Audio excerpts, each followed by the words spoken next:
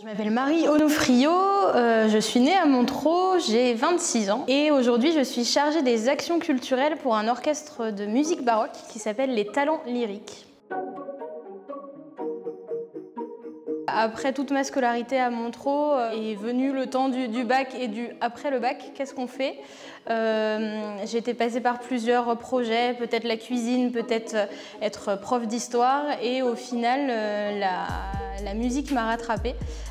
J'avais fait tout un parcours au conservatoire de Montereau avec divers instruments, diverses pratiques et je me suis rendu compte qu'il fallait peut-être revenir à cette première passion sans pouvoir être forcément soliste moi-même, interprète moi-même.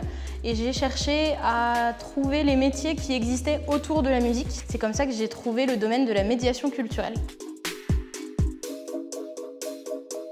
De faire ma première année à Paris en classe prépa sans aucune activité musicale ni de pratique et très peu de concerts, ça a été assez difficile pour moi puisque j'en avais pas l'habitude.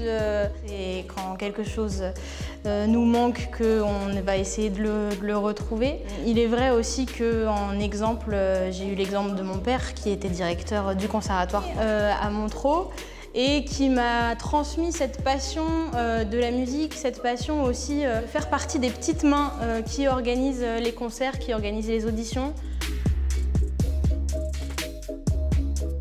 D'avoir un projet et d'aller jusqu'au bout, malgré les embûches, et d'y arriver quand même, c'est très gratifiant et on se dit « Ah, on a quand même réussi quelque chose ».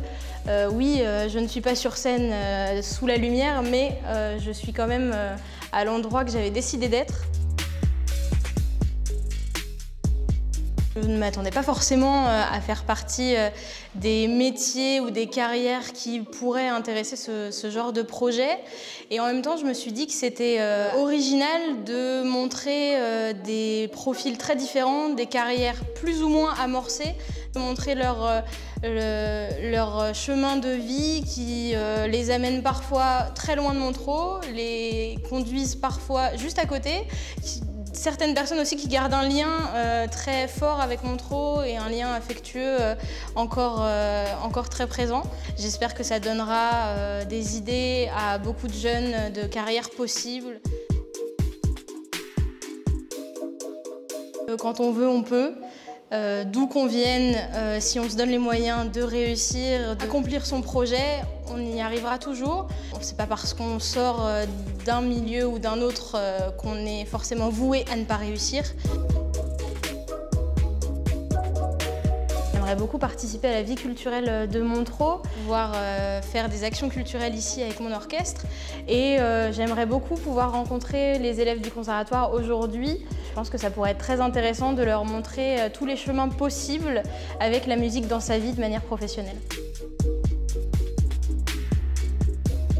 Quand on a réussi à aller de notre point A, de notre départ, jusqu'au point B qu'on s'était fixé, qui peut être un point B très simple, de devenir indépendant, ça peut être déjà une réussite. Après, plus tard dans sa vie, on va pouvoir déplacer ce point B et réussir d'autres choses dans son parcours professionnel, dans son parcours de vie. Je pense qu'on n'a pas de meilleur supporter que sa famille. J'ai aussi eu la chance de rencontrer des professionnels de la musique, des professionnels de la culture tout au long de ma vie. Des parcours très différents qui ont pu me donner l'envie et me rassurer en me disant que pour moi aussi c'était possible. C'est vrai que j'aimerais beaucoup un jour avoir l'occasion de diriger un ensemble de musique, je ne sais pas de quelle taille, un orchestre plus petit. Donc peut-être que pour la suite, après m'être occupée d'actions culturelles, j'aurais envie d'être plus dans un domaine artistique.